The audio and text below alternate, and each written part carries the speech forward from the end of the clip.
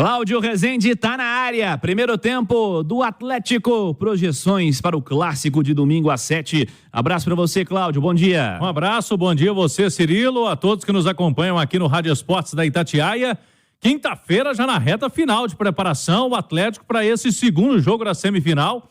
Felipão vem trabalhando não só tática, tecnicamente, mas também com a questão psicológica dos jogadores para que não entre oba-oba na Cidade do Galo, com relação ao primeiro resultado, que foi bom, a vantagem construída de 2-0 sobre o América, só que tem ainda mais 90 minutos. E o Galo pode até perder por um gol de diferença, mas a ideia é jogar com as suas características e conseguir, quem sabe, mais uma vitória para chegar ainda mais com o moral elevado na grande decisão do Campeonato Mineiro. O técnico Felipão, logicamente, testando algumas situações de jogo nos treinamentos, agora mais um pela manhã. Como as atividades são sempre fechadas, tem um mistério, né? O Felipão vai levar esse mistério até o jogo de domingo, até o vestiário lá da Arena Independência. Mas ele tem boas possibilidades, né? Ele entrou no último jogo com o meio-campo tendo Batalha, Scarpa, Igor Gomes e o Alisson, né? Mais pelo lado direito, fazendo ali um trio ofensivo com o Paulinho e Hulk. O que ele pode fazer nesse jogo? Proteger mais? Coloca um volante, aí o Alan Franco vem aparecendo bem. Se sair alguém nesse meio-campo, não creio no Scarpa. Pode ser que ele tire o Igor Gomes, como fez no último jogo, né? O Igor Gomes saiu no intervalo, entrou o Rubens.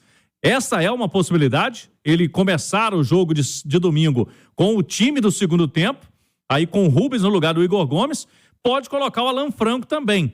O Alan Franco, é bom lembrarmos que no jogo, no segundo tempo, do clássico lá da Arena MRV, ele entrou no lugar do Alisson. Ele colocou o Felipão Alisson no primeiro tempo, depois, quando cansou, o atacante jovem do Atlético, quem foi o substituto foi exatamente o Alan Franco. São as possibilidades, mais ali no meio campo do Atlético. A lateral direita sempre tem interrogação, né? Porque a lateral direita do Atlético, o Saravia jogou as últimas partidas. O Mariano teve uma lesão muscular, já estava no banco no último jogo. O que faz o Felipão? Continua dando sequência ao Saravia? O momento é dele? Ou volta com o Mariano? Sempre é uma interrogação. Na defesa, a dupla de zaga, Cirilo, ele até pode mudar, mas a tendência é de que ele não mexa na dupla, até porque os dois estão indo bem, né? Bruno Fux e o Gemerson. Tem Lemos e Igor Rabelo também à disposição já desde o último jogo. Na última semana, as situações eram menos prováveis, até porque os caras tinham acabado de saírem, né, do departamento médico. Agora, mais uma semana de treinos. Mas podemos dizer, Cirilo, que há uma tendência, né, do Felipão manter ali a turma.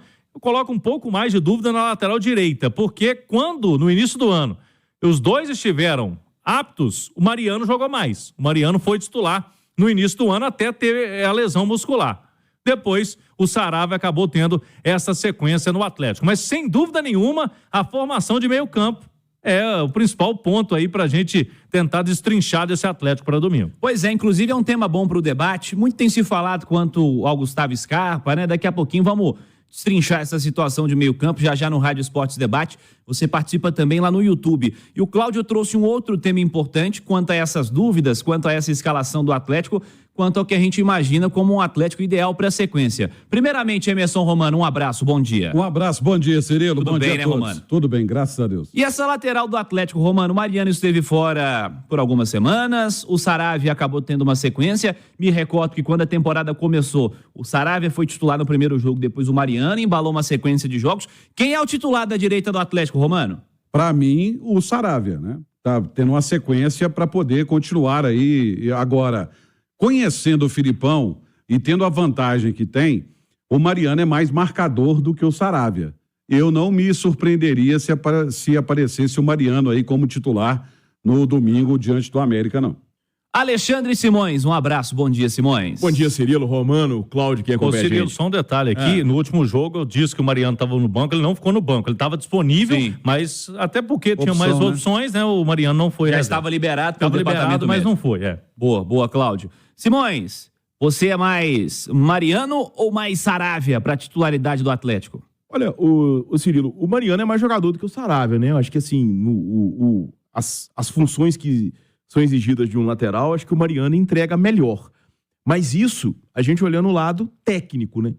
Só que o futebol é cada vez mais físico também.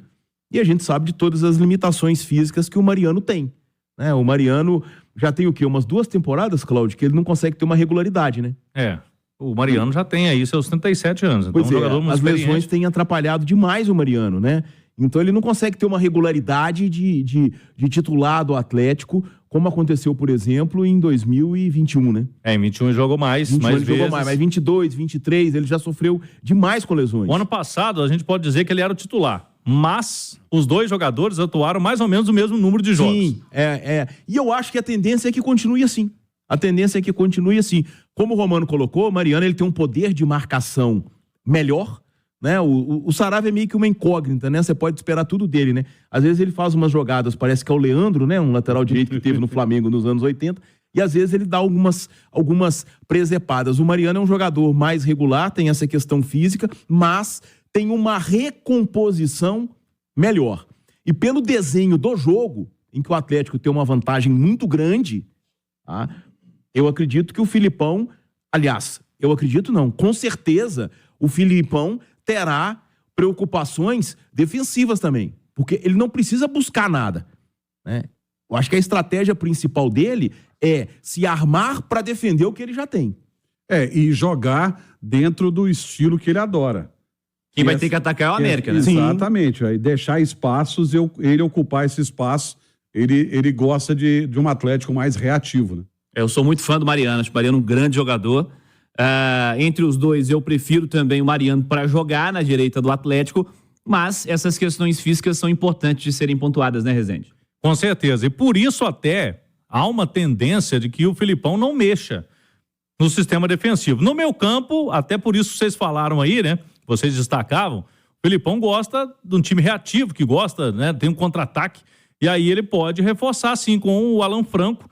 Tanto que, na entrevista, foi perguntado pro Filipão, agora você mexeu no esquema tático, né? Só com o volante. Ele falou, depende do jogo. Depende da situação. Hoje eu precisava avançar.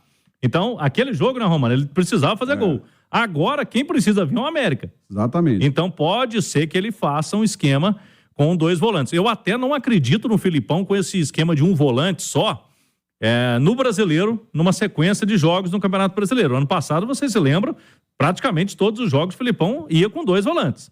E agora, esse jogo contra o América é um cenário para ele colocar esse segundo volante. Porque a vantagem é do Atlético. Então, o Atlético inverteu a vantagem. Ele, com 2 volantes, ele dá uma proteção maior. Até porque ele entrou com 2 meias e um volante. E é bom a gente destacar que o Batalha, que jogou muito, ficou sobrecarregado. Ele ficou ali o homem responsável pela marcação mais forte no Atlético. Ele tendo um volante, mais um volante, e o América tendo a necessidade de partir para cima, dá a ele uma tranquilidade maior. E vamos ser sinceros, o Alan Franco entrou bem demais no jogo, tem entrado bem e está pedindo passagem. Se ele colocar 2 volantes, está pedindo passagem aí para poder ser titular nesse time do Atlético. Nessa dos 2 volantes, ô Cláudio, o Edenilson teve uma prioridade no começo da temporada, mas o Franco ganhou espaço nos últimos 2 jogos em especial, né? O Atlético começou o ano com o Otávio e Edenilson, né?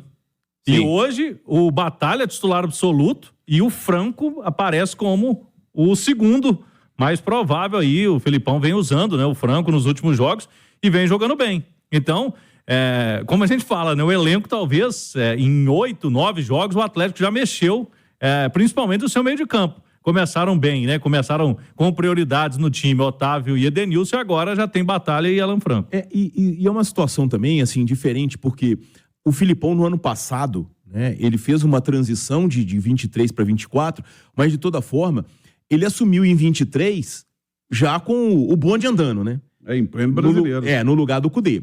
E ele precisou tentando ir arrumar maneira de jogar com o Brasileirão acontecendo. Porque o Galo já tinha sido eliminado da Copa do Brasil, e foi com o Cudê ainda, aquele jogo com o Corinthians. E na Copa Libertadores, logo de cara caiu com o Palmeiras no mata-mata e foi eliminado pelo Palmeiras, né? E ele precisava arrumar a coisa com o carro andando. E a maneira que ele encontrou, ela era perfeita para a realidade do retorno do Brasileirão, em que todo mundo joga. Eu já disse isso aqui várias vezes, mas tem a turma lá de baixo que tá brigando para não cair. São 2 brasileiros diferentes. O turno e o retorno. E no retorno, todo mundo tem que ir pra cima. Sim. Porque tem time que vai tá brigando pra não cair, tem time que quer vaga direta na Libertadores, tem gente brigando por título, tem gente sonhando em chegar à Libertadores, o grupo ali, e ir pra fase preliminar. Então, são competições distintas. E o Atlético se encaixou muito bem, com um futebol um pouco mais reativo, né? Começa a temporada, aquele esquema não servia pro tipo de jogo que o Atlético passou a encarar no Campeonato Mineiro. O tipo de jogo que o Atlético passou a encarar no Campeonato Mineiro, eu acho, inclusive, que deve ser muito próximo do que ele virá a ter na fase de grupos da Libertadores. E aí, o Filipão tem que arrumar uma outra maneira de o time jogar, propondo mais o jogo, sem ser tão reativo, embora nas Copas, né? E aí nos mata-matas, isso possa acontecer, como vai acontecer no próximo domingo, né? Domingo o Atlético vai jogar um clássico com a América de um mata-mata, em que ele pode ter um futebol reativo. Por quê? Sim. Porque no primeiro jogo ele construiu uma vantagem que permite a ele até perder por um gol. Então eu acho que aí o Filipão vem buscando, também no estadual, uma maneira de jogar diferente para encarar determinados adversários de Copa do Brasil, de turno de Campeonato Brasileiro e de fase de grupos de Copa Libertadores. Uma coisa é sentir-se mais confortável jogando de uma maneira. Outra coisa é a necessidade de desenvolver alternativas para quando essa maneira pela qual você se sente confortável não acontecer, você saber jogar de outra maneira, né, Romano? E o Atlético já ficou muito incomodado quando o adversário fez uma marcação ocupando os espaços, não deixando o Atlético ser reativo.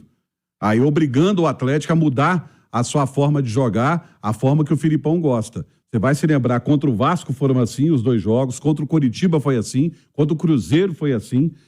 Então o Atlético teve dificuldades justamente com equipes que não davam a bola para o Atlético e falavam assim, joga, porque nós vamos ficar te esperando, tendo a mesma postura do Atlético. Aí o Atlético teve dificuldades. Siga, Cláudio. É isso mesmo. E, Cirilo, vocês citaram aí, o Simões falou de Libertadores da América, daqui a pouquinho, até no segundo tempo, vamos trazer mais todas as possibilidades, porque o Atlético, na segunda-feira, vai conhecer o seu caminho na fase de grupos da Libertadores.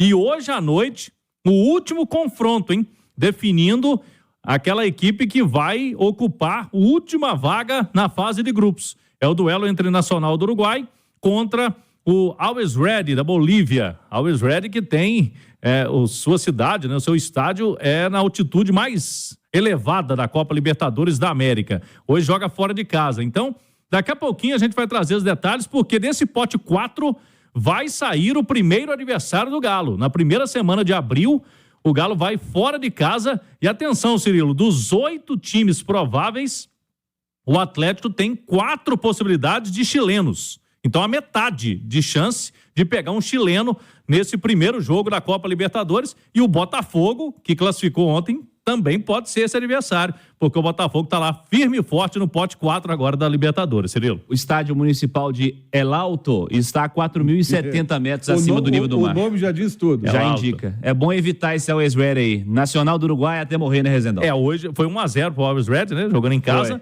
Hoje é no Uruguai, né? Então... No Parque Central. É no Parque Central, que é o estádio do Nacional. Então, tá certo que o Nacional é um time bem mais tradicional, né? Um time, né, daqui da Conmebol, sempre tá nos torneios, inclusive tem um ranking muito bom, né? Ele não vai pra cabeça de chave aí porque tá no pote 4. Senão seria cabeça de chave, assim como o Peñarol, mas é melhor evitar, né, Cirilo? Mais de 4 mil metros de altitude, não dá pra jogar futebol, né? E o estádio do Nacional, né? O Parque Central, foi lá que o Brasil fez o primeiro gol dele na história de Copa do Mundo. Um jogador que era do Fluminense, Preguinho.